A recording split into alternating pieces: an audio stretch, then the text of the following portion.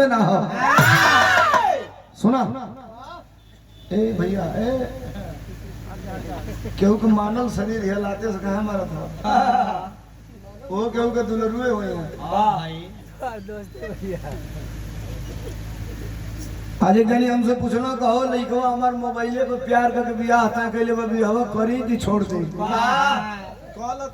हम कहली बियाह करके 5 मीटर कफन का इंतजाम कर लिया। कहला वो काहे हम कहली कब काट के फेंक दे एकर कोनो गारंटीओ नहीं है। गजब हो गया है साहब। अच्छा ये सुनो रहित की जोने खातिर मुआवत अली सब ऐसे सुंदर रही तो कोनो बात है। वाह हां मन भाई जोन पोले भी आ ओसे निम्न चीज मिले तो भाई ओजा चल गेल ठीक बा। वाह अब तो के दिन रात बराबर है तू कौन खुराक देबो हम नहीं बुझ पाओ। वाह खुदे खींचे लगा। आइए मिजाज बनाइए थोड़ा सा मेरा दूसरी तरफ चढ़ गए। वाह थोड़ा सा मिजाज बनाइए। एक निवेदन कर रहा हूँ हाथ जोड़ करके आप लोगों से 20 से 25 मिनट में अपने बात के खत्म करब। अब बना दे वाला आप लोग मिजाज। नौजवानों आप भी सुनना है मत जानना कि यार हर उदल है तो इसका मतलब क्या होगा ना। एक मतलब आप लोग से रही आजा मास्टर तनी मिजाज से चला।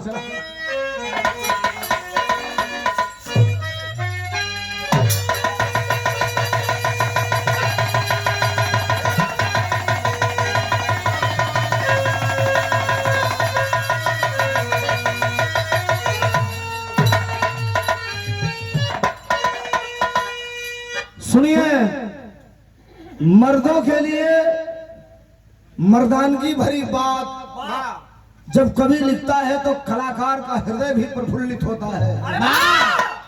भारत के विरह में वर्तमान परिवेश में ये प्रकृति है साहब सबको मौका देती है। समय सबका आता है और जाता है। आज दौर है विरह में गया कवि का और गया कवि की कलम जब इस समय उठती है तो सारगर्भित करके अपने गीतों को लिखना चालू करती है। मर्दों की मर्दानगी के लिए एक ऐसे बहादुर के लिए गया कवि की कलम ने लिखा। क्या लिखा मास्टर?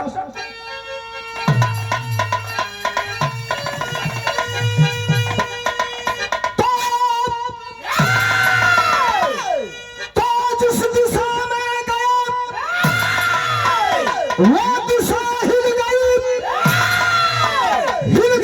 मैदानी जिनके खंजर के आगे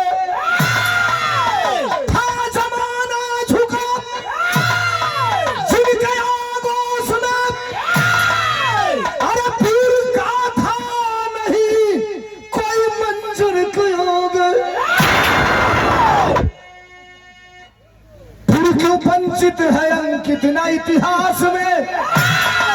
अरे सच कहूं तो जमाने के बादल फटे हर चुनौती कसौटी से नापेंगे हम। सोलंकी गया पग न पीछे हटे।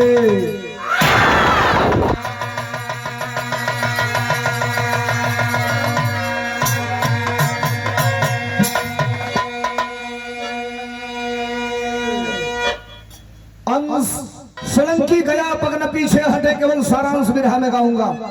एक ऐसे बहादुरों की कहानी है जरा सुनिएगा। बिरहा में बड़ी शानदार गजल लगल। कौन गजल हटो ना मास्टर?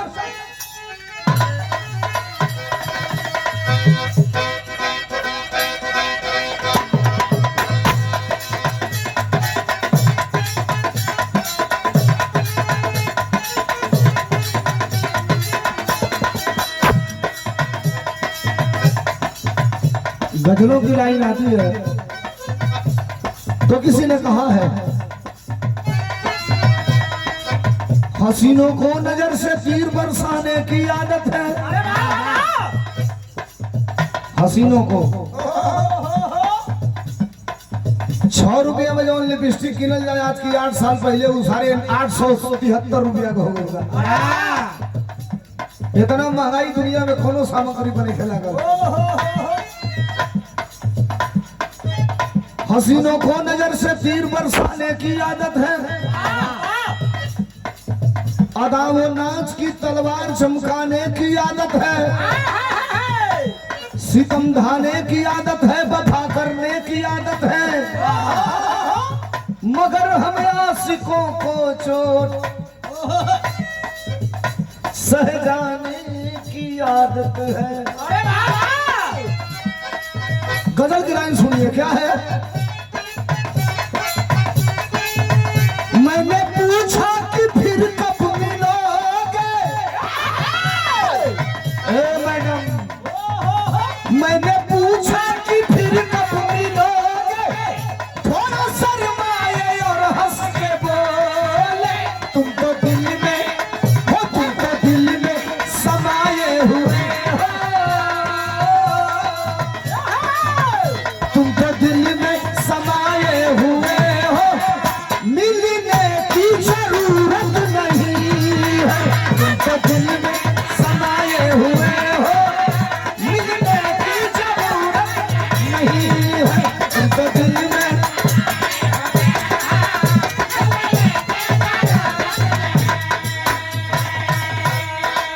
भैया भैया साहब लोग जब तनी बैठा फिर आगे सुनो था, ईमानदारी से बात है, तनी सब बैठ के बस मिजाज बना ली। हेलो नौजवानों, उठ बैठ ना हो, बिरहा के कैसे बहादुर की बात कर रहा हूं। किसका?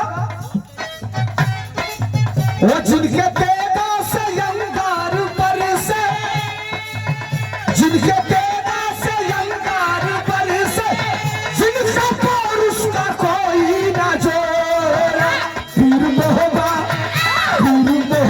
के सानी बड़े थे, वो पीर मोहबा के सानी बड़े थे, रथ पे रहती थी दुर्गा भवानी।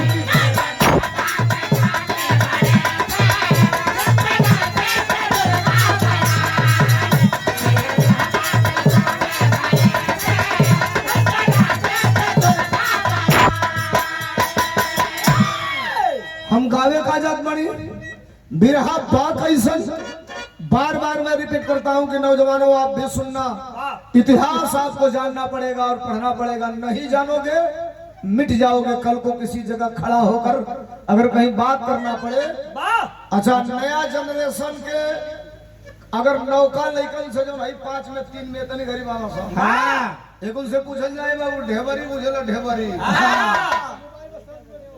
तो खट देना गूगल पे सर्च करियो सो व्हाट इज ढेबरी, गूगल के बुझे में ना करी ढेबरी माने दिया होला जोन माटी के पहले आवे।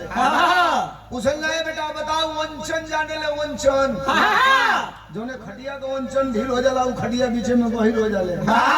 हमारे के यहाँ पूर्वांचल में देवरिया गोरखपुर में के घोचा है खटिया कहल जाला। अब आपके यहाँ जवन बोलल जात होखे, लइकन से पूछल लागी वंचन बुझेला, तो गूगल पर सर्च बढ़िया सा, पहले माई काकी बाजारी जा सा, गुरहिया लकठा ले आवो सा, गुरहिया जिलेबी ले आवो सा, घरे छोट लइका रहो सा तो लइकन खातिर करधन खरीद के ले आवो सा, डाड़ा डाड़ा जेके कहल जाला, हर छोटका लइकन के पहनावल जा। बात बढ़ जाए, शुरुआत हमरे बिरहा का हो, बात हो कैसे, बिरहा हो कैसे, सुनिएगा ईमानदारी से। कैसे मास्टर?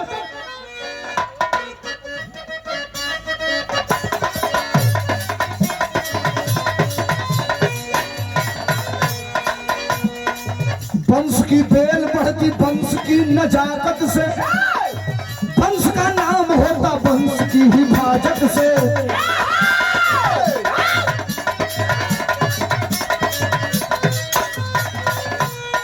माटी महोबा की दुनिया में जानी जाती है, आल्हा की जन्म भूमि कही जाती है।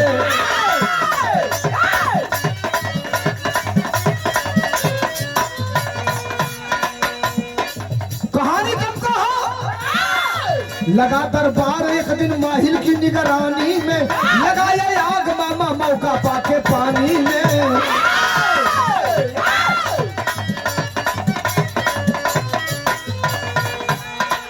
कहते पीर खुद को शर्म नहीं आती है, अरे कबूतर तेरे बाप का जो खाती है।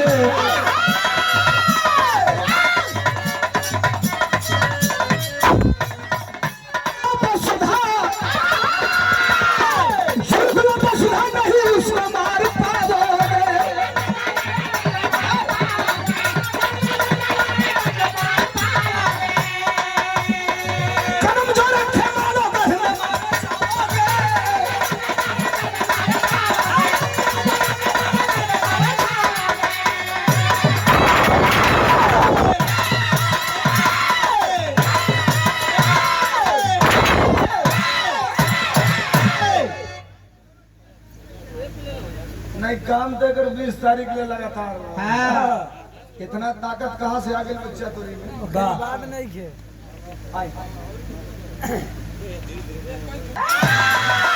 सुनिएगा दूध जवान दोनों भाई सगे भाई एक का नाम आल्हा एक का नाम रूबल। एक दिन के बाद हम महोबा में दरबार लगल हो और दोनों भाई आल्हा रूबल के एंट्री भइल हो। फिल्म देखते हैं आप, सामाजिक स्तर पर 2-3 चीजें तो प्रचलित हो गई है। हम अभी आपसे पूछे महाभारत की लड़ाई कितने दिन चली, लोग नहीं बताएंगे। अभी पूछे कि उर्फी जावेद का आज का ड्रेस किस कलर का था। एगो नया हीरोइन आई है देश में, उर्फी जावेद। वो कपड़ा से मोहब्बत ना हो भैया, कहियो गोभी का पत्ता पहिरी, कहियो टमाटर चिपकाई, कहियो बैगन बारे उर्फी जावेद। ओकर भाई आ गए तो खुरपी जावेद हो जेम्स। वाह वाह सारे कहां दुनिया जाई भगवान मालिक हो। महोबा का रहे वाला दूगो वीर नाम आल्हा या रूबल। एक दिन महोबा में दरबार सजल है, दोनों भाई का एंट्री भइल है। इसे जनता एकदम तरतर तरतर तरतर तरतर ताली बजावल चालू कैलस। मामा माहिल वही में बैठल ना खड़ा भेल कहले रुका लो ई ताली के बजावल है तो पूरा जनता हाथ उठा दियलस। तो मामा माहिल कहले कि काहे खातिर तलिया बजाउला हलो। चाहे अपनी खड़ा भेल कहन मर्दवा हमारे इलाका का हमारे घर परिवार का लड़का ही वीर हवा सब, जहां गईना सब लड़ाई जीत गईना सब मर्द हवा सब। इलाका में बढ़िया पहलवान, बढ़िया लड़वैया, बढ़िया कवैया होला तो इलाका के लोगन का सम्मान बढ़ेला। मामा माहिल खड़ा होके कहला कि तोहन लोग के दोनों वीर लगत हवा सा। ये तबले आल्हा रूबल गरज पड़लन कहलन तो के वीर ना दिखाई देत है जा। मामा माहिल कहना कि तोहन दोनों जैसन भरुआ त धरती पर आज हम देखल ही ना है। निकलना तलवार कहला मारब गर्दन से काट के गर्दन फुटबॉल जैसन गरगरात होता ना दूर चल गई। मामा माहिल कहला कुछ काहे इतना गरम हो गइले। कहला तो के हम भड़ुआ लौकत हई। कहला ते मर्द हवे कहलस पूरा। कहला अगर मर्द हवा भैया भैया भैया साहब भैया sir oh my god please do not to speak in this time सरकार। वाह इससे बड़ा हथियार नहीं है मेरे पास। वाह एक्स्ट्रा मेहनत कर रहा हूँ। वो लगा दे लोहा तो लगाओ पड़त बना तो हमार विचार होला दूसरे कुछ। धन्यवाद प्रभु। मामा माहिल कहला अगर मर्द हवा तो तारे बाप का गर्दन काट के मारो लड़का रहे वाला कैया राजा लेके चल गई। अब बरगद के पेड़ में तोरे बाप का गर्दनवा या बहिन ने टंगले हो। अरे सारे मर्द हवे तो अपने बाप का बदला ले रहते तब हम जनती की थे मर्द हवे। आये तने ना तारे बाप का गर्दनवा काट के लेके गई और तोहरे बाप का धड़ पूरा शरीरिया यही महोबा में कोल्हू में डाल के पेरवा दिहलस। तोहरे मायू का नौलखा हार लेके चल गई। तू ससुर बड़का मर्द मर्द हवा लगल बात का चोट। दोनों भाइयों के तत्काल यू टर्न हो गए और दोनों भाई हाथ पकड़लन। हाथ पकड़ के भगल आइल हो कहा अपने घर पर।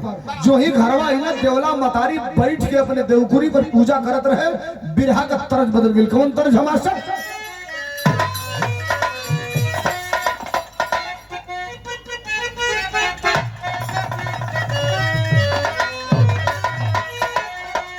तनी सा हारमोनियम का लेवल बढ़ा दिया भैया, हारमोनियम वाला थोड़ा सा।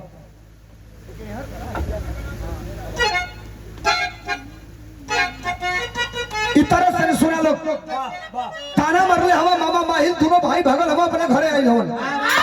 ए रुचि 3 तरह का तरज होले गीत।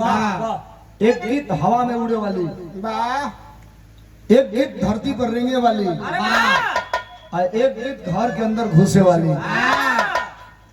देश गुलाम रहे तब का गीत है, लेकिन ये गीत के कन्वर्जेशन का के भारत के भोजपुरी के विश्व पिता में आदरणीय भरत शर्मा जी ने देश गुलाम जब था उस परिवेश के गीत को आजादी के समय में उस समय के वीरों की गाथा को गाया था। हम कॉल के स्पेशल गाया कभी से तरह के लोगों ने कौन गीत रहल मास्टर?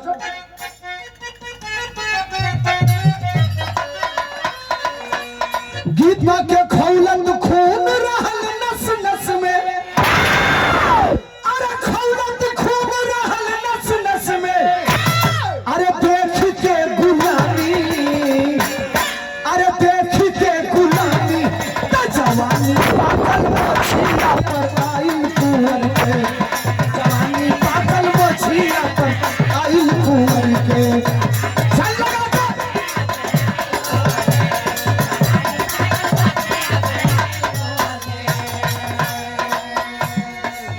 मामा माइल कहला कि तू नने सारे मरद होखबा, पहले पहले बाप का बदला लेबा, दोनों भाई भागल हवा। आइल हवा कहां आइल हवा? अरे खौला न खुदा बखबू उतल के, अरे खौला न खुदा बखबू उतल के, अरे खौला न खुदा बखबू उतल के।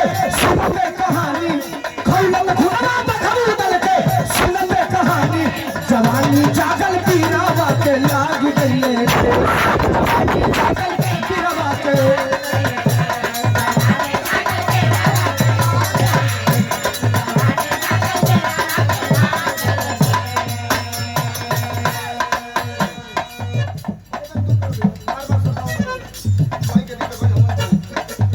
भगल हवा दोनों भाई आल्हा रुदल आई हम घरे माई देवला मतारी देवपुरी पर बैठ के पूजा करत बिया। दोनों भाई आगे खड़ा भइल, माई का नजर खुलल, ए बेटवा कहां रहला हो? आल्हा तलवार निकलले हो, रुदल तलवार निकलले हो। आ दोनों भाई कहना सब मतारी पहला सवाल हमरे सवाल का जवाब देना तो अपने तलवार से अपने गर्दन काट ले।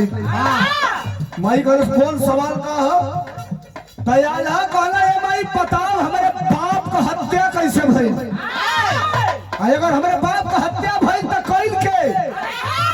ए छोड़ के पूजा खड़ा हो गई। देवला माई दोनों भैयन के अखबारी में पकड़लस, कहलस बुताइल आगे के खोर के धधकावा मत बेटा। अब आल्हा कहला कि ना बतइबे त अपने गर्दन काट के यही जब मारब। रोवे लगल देवला माई, कहलस ले जब पूछ ले तो के बताओ धीरे बेटा। अर्धरात्रि का टाइम रहल, रात का 12 बजत रहल, तोर बाप हमारे साथे सूतल रहलन। माड़ो गढ़ का रहे वाला करिया राजा रात का किला पर चढ़ाई करी हलस। तोरे बाप का हमारे अखिया के समनवे गर्दनवा काट के छोटावा पकड़ के हाथवा में लटकावल चालू कैलस। हमारे समनवे कोल्हू में ही पूरा शरीरिया डाल के पेर दिहलस। ए रुदल तू 6 महीना का हमारी पेट में रहला हो बेटा। हम हाथ जोड़ले कि अबला के असापत के मारल ना जाला। तो हमारी कटैया में तोहरे बाप का दिहल 9 लखा हार रहे, तलवारवा लगा के ऐसे नचावत निकाल के उ 9 लखा हारवा तोहरी बाप का मुड़िया लेके चल गई करिया राजा। अरे बाप हो बाप, इतनी बतिया जब दोनों भैया सुनलन किचकिचाई के दांत पर दांत अपनी महतारी से कहत हवन। का कहलन?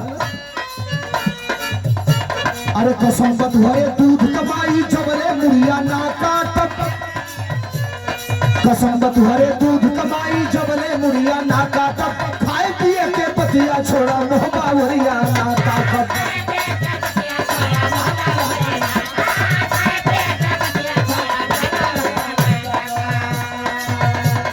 कसम बतुहरे दूध कमाई चबले मुड़िया ना काटत, खाए पिए के पतिया छोड़ा मोहबा वरिया ना ताकत। समसमात के गाछी से है, समसमात के गाछी से है ध्यान से परेशानी, समसमात के गाछी से है ध्यान से परेशानी। जवानी जाकल चौरावा के लाग गई ठेस।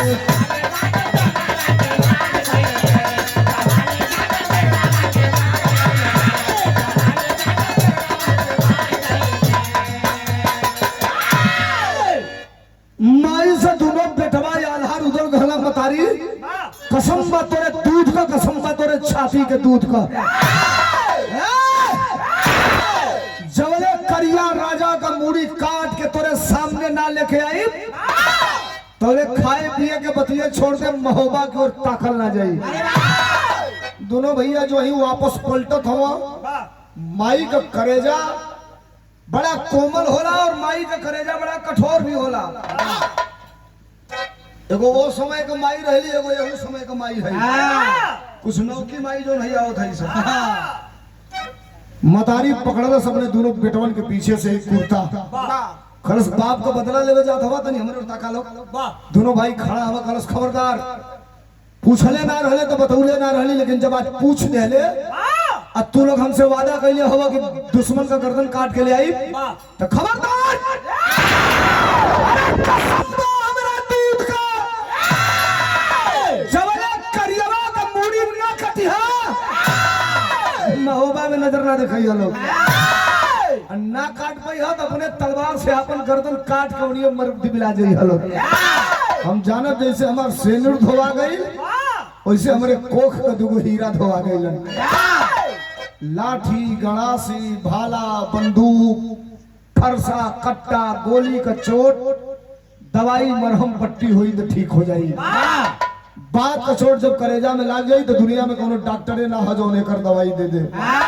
वही तावा बजे से पापड़ कलहरल जाला वही कलहरी सारी न नरम होके दी न टाइट होके दी।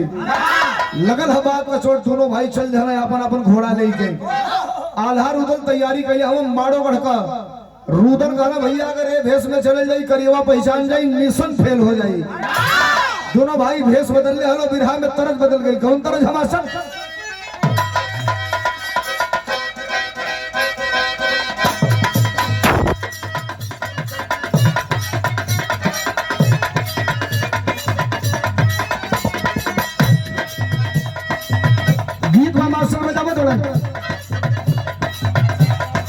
जब तनी ताव को चढ़ा था हिले तनी तो सारे मुहर लगा था फोड़ नहीं पाए हिले मंच को गड़बड़ी है।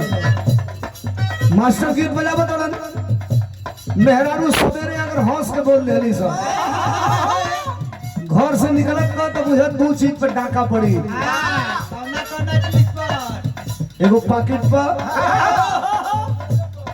ओना बतियाई मेहरारू हो मर्दे से कह दिया का कहलस यो बलमुआ कमाल करिले, यो बलमुआ कमाल करिले मारी के मुस्की निहाल करिले। यो बलमुआ कमाल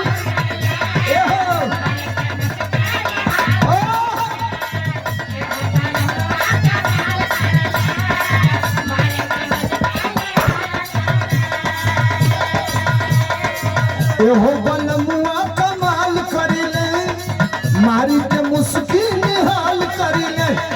आरे रउआ तो झूमा चाही राजा जी को महल में, राजा जी को महल में।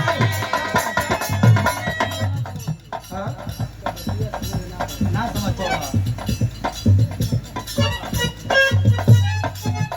आइन मुगो में आके तू काट दे। एहो बलमुआ कमाल करिले मारी के मुस्की निहाल करिले। रउआ तो झूमा चाही राजा जी को महल में, राजा जी को महल में। जुल्फिया है बलमुआ राउर, जुल्फिया है बलमुआ राउर बड़े हमारा गाल में। जुल्फिया है बलमुआ राउर बड़े हमारा गाल में।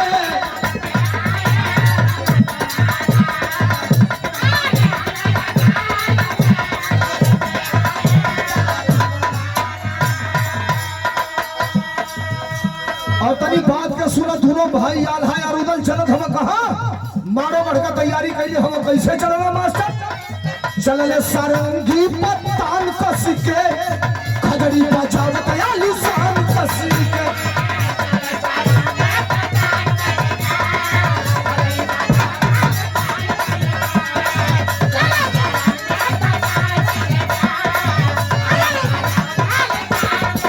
एक मिनट 4 लाइन गाऊं, चारों लाइन दिमाग में घुस गई तो मेरी कमाई है। क्लाइमेट क्या है विधान का जरा समझिएगा। दोनों भाई आल्हा और रुदल साधु का भेष बनाए हैं, जोगी का भेष। सरंगी सितार कटई पर लटकाई के और दोनों भाई वही घोड़ा पर सवार होकर चलत हवन। तब भाव लगल का मास्टर, चलले सरंगी पत्तान कस के, खजड़ी बजावत या निशान कस के,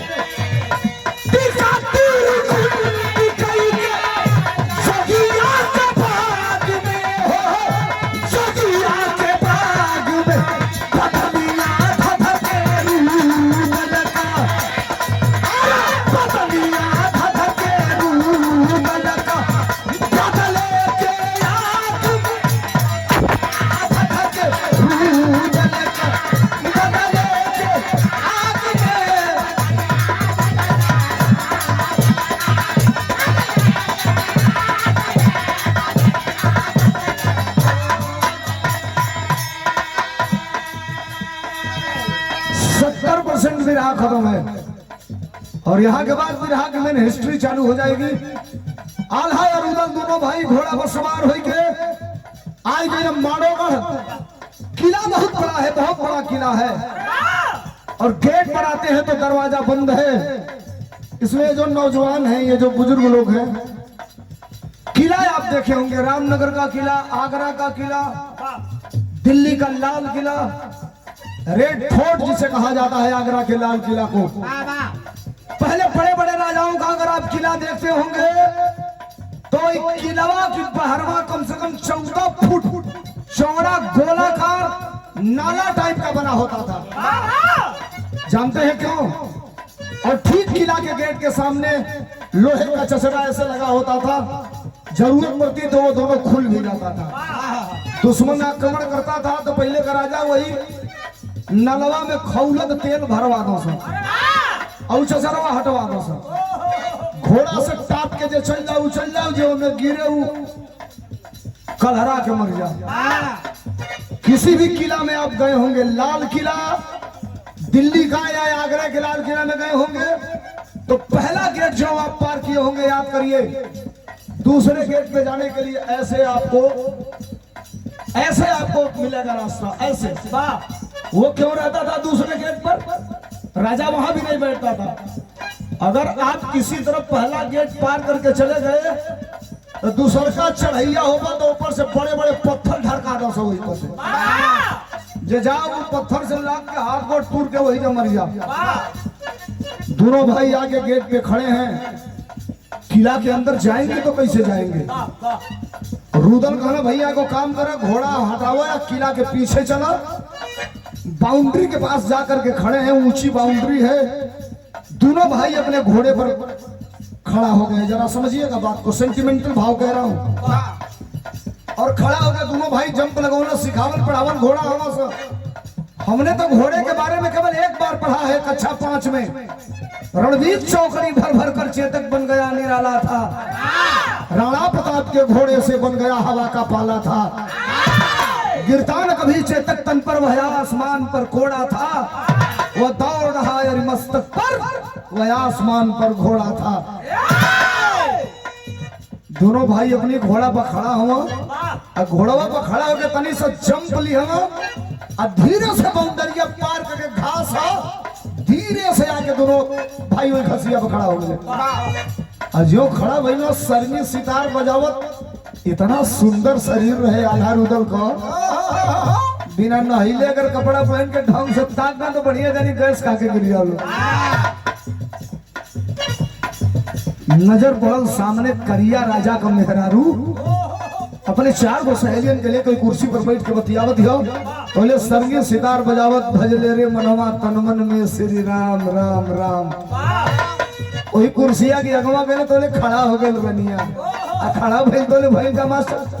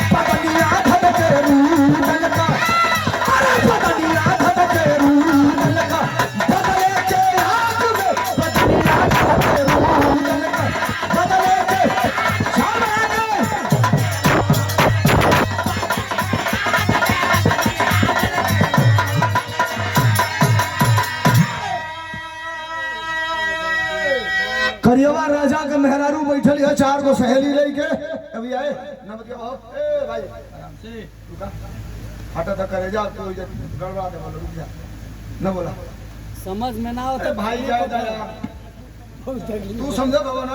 हाँ तो तू बुझा बस, राय दो बस, अरे बुझे ले मतलब चलो दोनों भाई आधा यार उधर आई भवन, सुंदर शरीर, तेजस्वी रूप, गेरुआ वस्त्र, जोगी का भेष, उकरिया राजा का मेहरारू कहस महाराज अहो भाग्य आपके चरण का दर्शन मिला। ए चटाई बिछोले है, दोनों बैठ गए, एक चीज भुला गई, ओकरी दिमाग में बतिया गई ना कल कि दोनों घुसला से तो कैसे घुसला सा ये किलवा में अइला कैसे। ये महाराज बड़ा सुंदर शरीर है, कुछ भजन सुनाई। आध्यात्म के तरफ राजा के रानियों का हमेशा ध्यान रहता था। घी को लड्डू टेढ़ो भला, ये गवैया थोड़े हुए दोनों भाई आल्हा यार उधर, लेकिन जोने गावत हुए आल्हा गावत हुए, रुदल घोटावत हुए। अब आल्हा गावत गावत उरनिया आके पैर पकड़लस, गोड़े पर मूड़ी पड़ल तो ले पीठी पर हाथ धइले, रुदल के खबिराए लागल। अरे आइल हो बाप का बदला लेवे, सुंदर मेहरारू देख के पीठी पर हाथ फेरे लागल। और रुदल के एकदम तमतमात हवा, आंख लाल लाल करना, पीछे हटा, परम भक्त है, आशीर्वाद देना जरूरी है। अब तनी से आके फिर राजा का मेहरारू करियवा के बैठल है, रुदल का नजर हर चारों तरफ भजन को ना हो, आल्हा गावत हवा, ई कढ़ावत हवा, तो रुदल का नजरिया चारों ओरिया देखा देखा मेरे बाप का मुड़िया खरियवा सारे कहां टंगले हो। अरे बिरहा फंस गई, बिरहा का तीसरी तरफ लग गई। कौन तरफ हमारा सर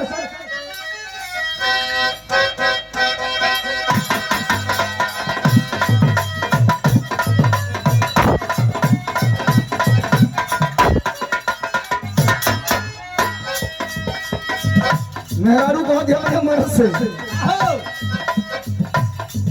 अरे देखे भी ना, अरे देखे भी ना, ये को पले रहल न जाला, राजा जी सूरतिया तोहारी हो।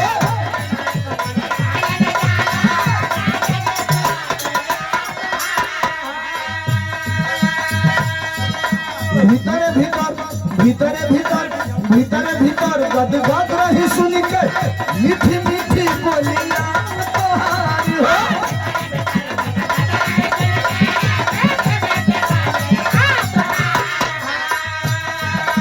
देखे भी ना ये को पल रहल न जाला, राजा जी सूरतिया तोहारी हो। भीतर भीतर गद गद रही सुन के, मीठी मीठी बोलिया तोहारी हो।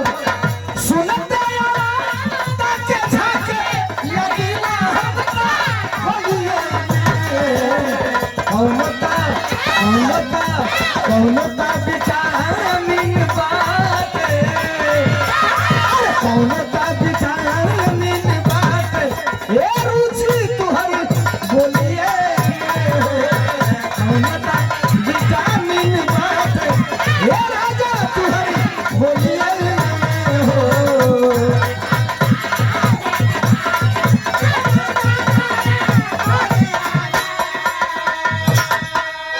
रुदल आल्हा भजन गावत हमार, रुदल का नजरिया चारों ओर नाचत हो, पहले अंजाम का निकलल। रुदल का नजरिया घूमत घूमत घूमत घूमत एगो पुरान बरगद का पेड़ हो, एगो करिया चीज छोटी चुकी ऐसे ही बरगदवा की पेड़वा पर लटकत हो, सिकुड़ गई हो। तोले एकदम बैठ के रुदल के तकला, 2-4 गो बार बार लौकल है, बार कहना बस करो, ये हमारे बाप को खपड़िया हो, मुड़िया है। मुड़िया के, अरे मुड़िया के देखे जब रुदल जवानवा, अरे मुड़िया के देखे जब रुदल जवानवा, कावल है परगद के डाल हो।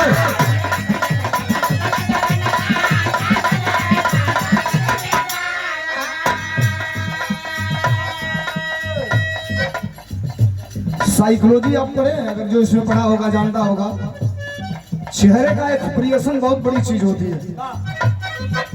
आप आनंदित भाव में हैं, अगर आपको पास्ट 3 टेंस होता है, पास्ट, परफेक्ट और फ्यूचर, भूतकाल, भविष्यकाल, वर्तमान काल। वर्तमान में आप जी रहे हैं, और आपको भूतकाल में ले जाया जाए जहां आपका अतीत बड़ा खराब रहा हो तो आपके चेहरे का एक्सप्रेशन बिगड़ जाएगा। रुदल देखना अपने बाप का खोपड़ी तोले भाई का मुड़िया के देखे जब रुदल जवनमा टांगल रहे पर गद के डाल हो। अरे फेंक दिया, अरे फेंक दिया, अरे फेंक दिया पूरी तब सरली गुदरिया खींच लिया पूरी तलवार।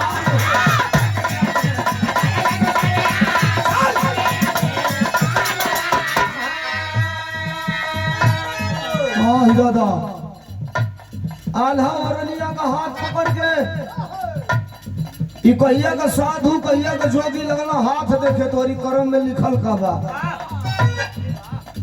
मेहरारू श्रृंगार रस में हो गई है मन इनहु का पिघलल चालू हो गई है तो रुदल का की तो जाके मेहरारू में सट हम जाने कान खदिया वे काम करो। आही दादा रुदल के जोही नजर खोपड़ी पर पड़ल अपने बाप के हजन सरगी सितार उधरी गुदरी पहले रन निकाल के फेंकला खींच लेना तलवार जोही तलवार खींचला रनिया का नजर पड़ल रुदल पर। कलो सरे ए तुम कौन हो?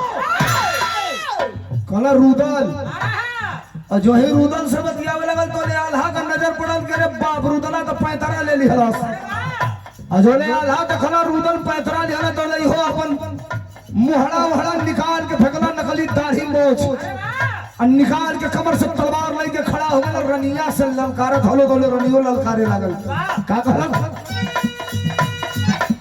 अरे देखते तलवार लगल यहाँ पे रानी जी तवने घरिया में हमता मोहबिया सरतार अरे हमता मोहबिया सरतार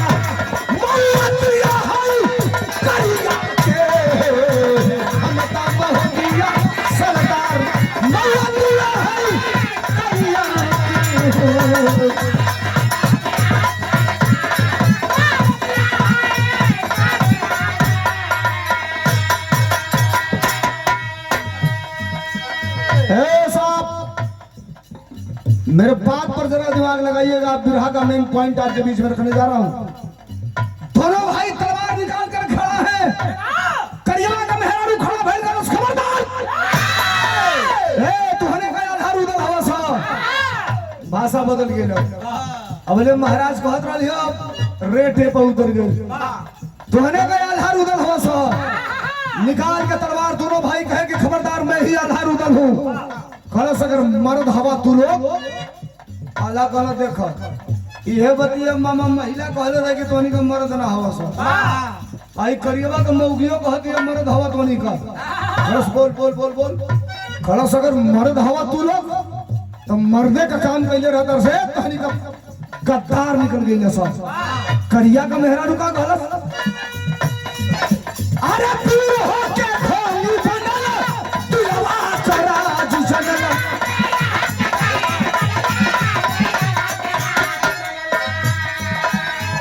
हल्ला लाना भैया या करता कहे नहीं बात भजला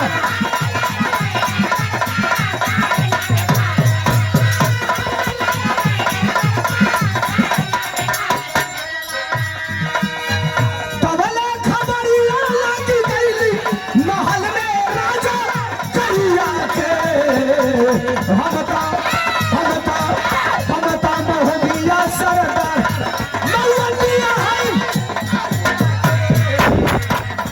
मोहबिया सरदार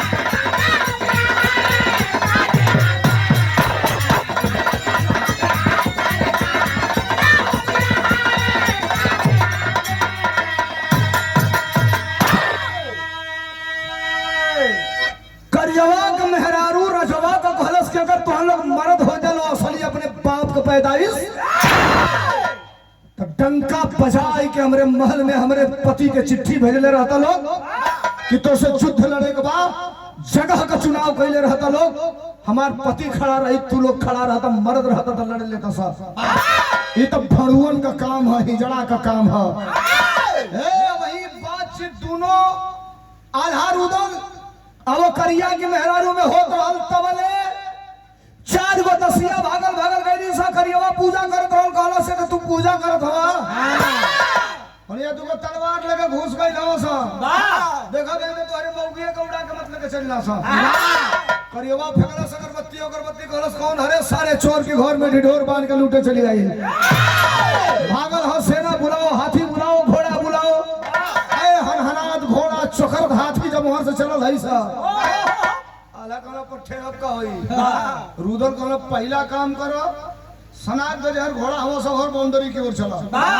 आला कहला ते भागे के कहत हवे कहला युद्ध का नियम हो सामने वाला अगर मजबूत हो तो कुछ मिनट के लिए अपने आप को साइलेंट कर लेना चाहिए भागल हो फिर वही बाउंड्री पर कूदल हो वही बाउंड्री से ये पार वही दोनों घोड़न पर अपने बैठल हलो घोड़ा का लगाम दांते से दबा के एड़ा मरले हवा उड़ल हवा आसमान में दोनों घोड़ा और आल्हा रुदन से कहना कि आखिरकार अब का होई रुदन कहला घबराहट काहे बोला हम बताई का होई बिरहा का टेड़ी लग गल कैसे मास्टर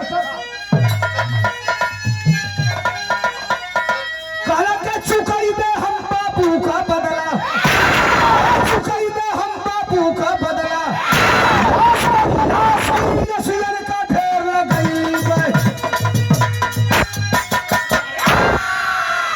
लाश पर लाश गिरी नसीहत का ढेर लगाईबे चुकाईबे हम बाबू का बदला दो को काम बा राजा को सामने से अगर लड़के नहीं जीता जा सकता तो राजा का हृदय और राजा का हौट राजा का सम्मान राजा के गेट के ऊपर किला के गेट के ऊपर बना हुआ गुंबज होता है तो आला कहला तब तक कहला सबसे पहले चला वो करियवा का मार के पहले गुंबज तुरल जा आला कहला मर्द तू पगलाई हो का बिना मतलब के इनने से उनने घुमईबा सारे मार दे एक बाण हज दे उलट जाई ले ओकर लगे बाण वाला भी सेना कहला तू घबरा मत हम जौन कहत हई ओके करा दोनों भैया ले के आगे बढ़त हमन बिरहा के चौलरिया लग गल कैसे मास्टर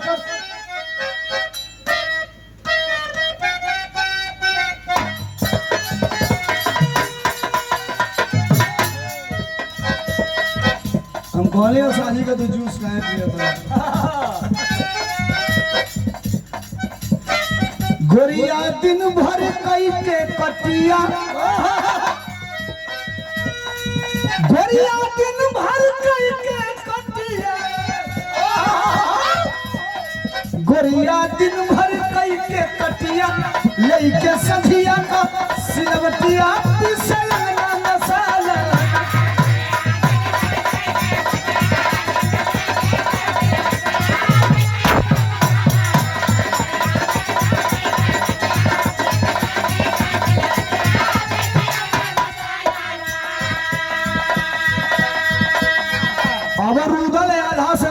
भैया सुना भैया कौन बात का शंका अरे भैया कौन बात का शंका तो भैया कौन बात का शंका बड़ी है मारो गढ़ है लंका डंका मोह बात बड़ी है भैया कौन बात के बड़ी है मारो गढ़ है लंका डंका मोह बात बड़ी है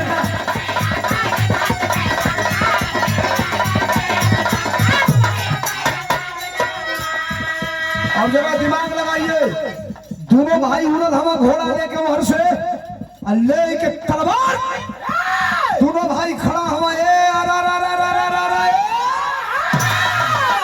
वही गुंबज को दोनों ओर से मरना करिया राजा के गेट पे गुंबज कटल गिरे के बाहर गिर गई अंदर करियवा राजा की एगो बड़का हाथी की मस्तक पर गिरल है फाट गई हाथी का बदर मंडवे जो ही फाटल तो एक करियवा बौखलाई करस गेट खोला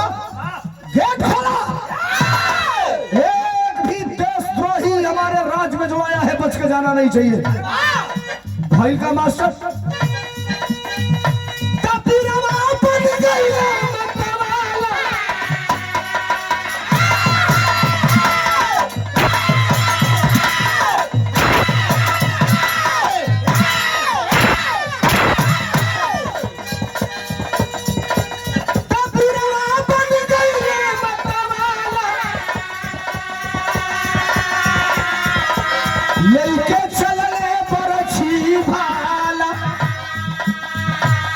भाई सुनो इतनी बड़ी बात बिरहा में बताऊंगा, सुनिए। शायद ये बिरहिया नहीं बताएगा।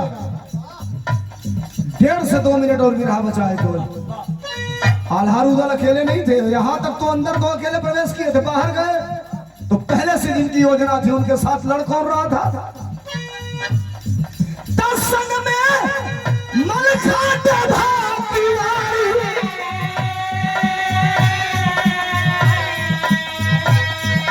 अरे चढ़ले किलवा पर ललकारी तमुड़िया काटे ले रे पंखा जैसे काटे फसल कृष्ण का टंका मोहब्बत के बजी है ना मुड़िया काटे ले रे पंखा।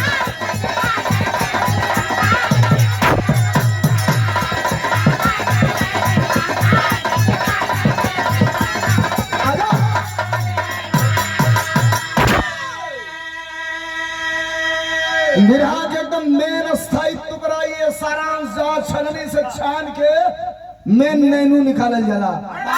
चढ़ गई वही किलवा पर गर्दन जो ही खच खच खच खच दोनों ओर से तलवार चलती है। और से करिया राजा स्वयं सेनापति जब मार दिया गया उसका, तो लड़ाई का नेतृत्व करते हुए हाथी पर बैठा और लेकर के भाला चला है और ललकारते हुए कहा कि खबरदार, आज तेरे अंतिम इच्छा यही दफन की जाएगी। जिस तरह तेरे बाप के गर्दन को बरगद के पेड़ में टांगा हूं, उसी तरह तुम दोनों भाइयों के गर्दन को काटूंगा। अरे भैया जो ही करियवा लेकर चल तो ने तनी रुदल दहशत में हवा। आल्हा का नजर यही भंडार खोन के तरफ भइल अपन घोड़ा घुमा के नजर बंद कैला मैहर वाली भगवती के याद कर दिया।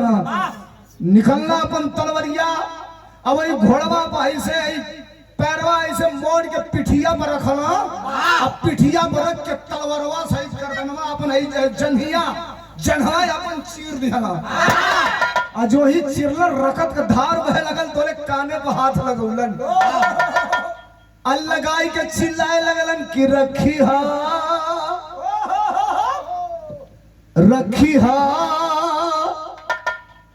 मोहब्बा के पानी, रखी हा मोहब्बा के पानी। अरे जय हो दुर्गा महारानी।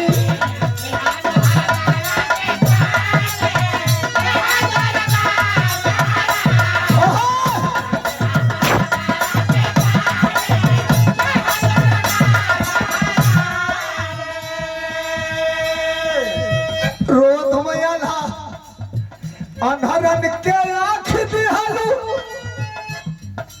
अरे कोढ़ियन के काया, अरे बाझिन के लाल दिहलू, अरे निर्धन के माया। हमरो के दे तू तब हम जानी, हमरो के दे तू तब हम जानी। जय हो दुर्गा महारानी, हमरो के दे तू।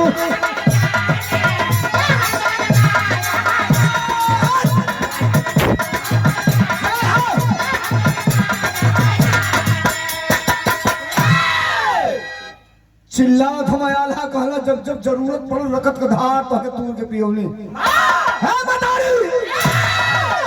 आज याद है जो ढंग का लाश जाई महोबा में, अन्ना तो महोबा का मस्तक काटे वाला का मस्तक जाई महोबा में। निर्णय तो के करे के हो। हर हर हर हर माई मैहर वाली भगवती का तेज चलल हो। रुदल तनी जब नर्वस रहना, एकाएक शरीरिया में उनके करंट दौड़ गई। जो ही करंट दौड़े तो ले के तलवार खड़ा हुआ, आल्हा कहला रुदल अब चढ़ जा। इधर से करिया राजा भाला फेंकलस हो, दोनों भाई वो भाला से बचलन। जो ही बचलन तो एकदम सेकंडों में दोनों भाई का घोड़ा उड़ल हो। अजाय के करिया राजा के हाथी के दाहिने या बाएं खड़ा हो गई।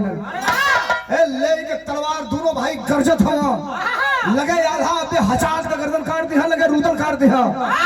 बोले रुदल कहना खबरदार, शिकार हमार हो। आल्हा कहना कैसे? तो रुदल कहना जब अपने माई के पेट में 6 महीना का रहनी, तब ही हमारे बाप का गर्दन काट के लेके चलिए सारे शिकार हमार हो ए तने लेके भगवती का नाम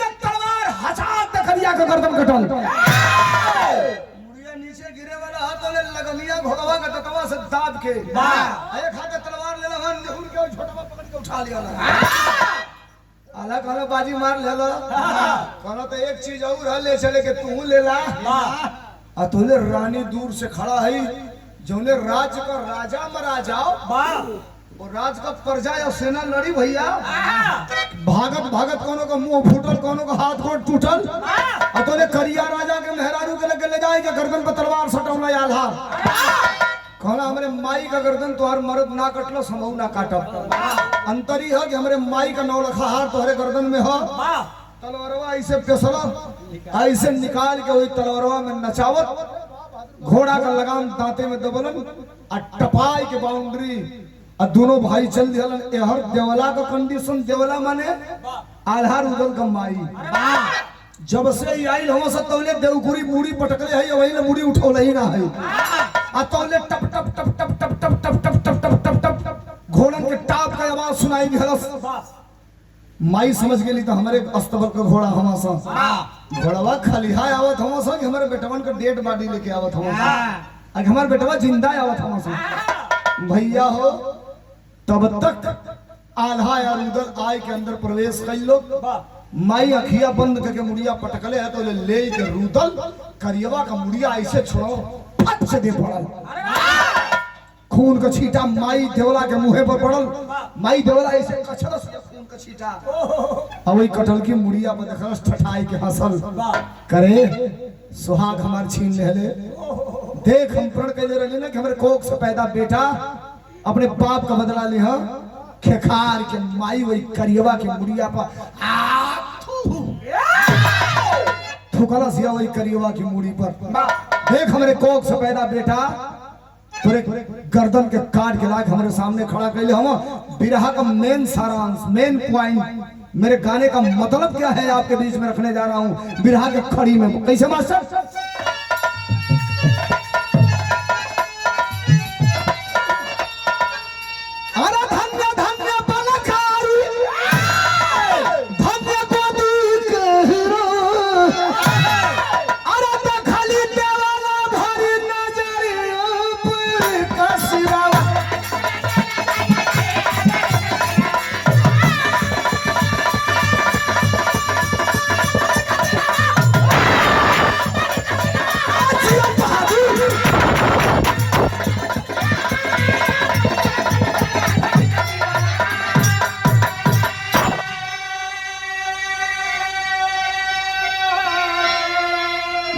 धन्य गोदी का हिरवा देखली देवला भर नजरिया बैरी का सिरवा दोनों भाई अपने बाप का बदला लेहलन सुनल जाओ अलैता बड़ा झूठ बोले ना सब जो गांव में आल्हा गावे ना सब एक जगह आल्हा होत रहे वो अलैता कहलस कि बाप का बदला जेना लिहल ओकरे जियले बाद धिरकार एगो लड़का बैठल रहे गइल घर में से कुदारी लेके आई लेकिन आल्हा सुनत रहला मरलस खचाक देकर दोनों में उतर गए गांव के लोग कहले करे सारे एक एक आके झेले रे कहले सही नहीं दवा कहले सब बाप का बदला जे नाली हल ओकरे जेले बाद हिरकार 12 साल पहले हमारे बाप का मुड़ी कटल रहे आज एकर मुड़ी हम काट दिए लोहा लग जाला कई गो रहीता देखना गप बोलिया सा गया सा कि पनवा खा के सोनवा थूके बिगहन खेत लाल हो जाए हम बुझिए ना पौनी सारे मुंह रहे कि पंपू सेठ का पंखी रहे थुकला से एक बेर पान खा के कई बीघा खेत लाल हो गई अलहिता गावलन की चाहिया जन्म भइल रुदल का धरती धसल अढ़ाई हाथ एहू जाने का निमत बा होई आज हमके समझ में ना आई भैंस भी आई मारो गढ़ में पड़रू गिरल खंडवा राज दौड़त रहे हां पर तार बाबा का गावेलो ना बताई कैमरा चलता इतनी गरी गाय गोरू का बच्चा फंस जाता था सारे हाथ लगा के निकाले के पड़ा था और रसरी बांध के खींचे के पड़ा था गाय भैंसन को आउ तोले गौलस के भैंस भी आई माड़ो गढ़ में पड़रू गिरल खंडवा राज 169 किलोमीटर कितना फोर्स से ओकर भाई लई प्रेशर जाके इजा भी आई लोइया जाके गिरल। खेड़िया कहाँ गिरा? तुम्हारी घर गिर गई।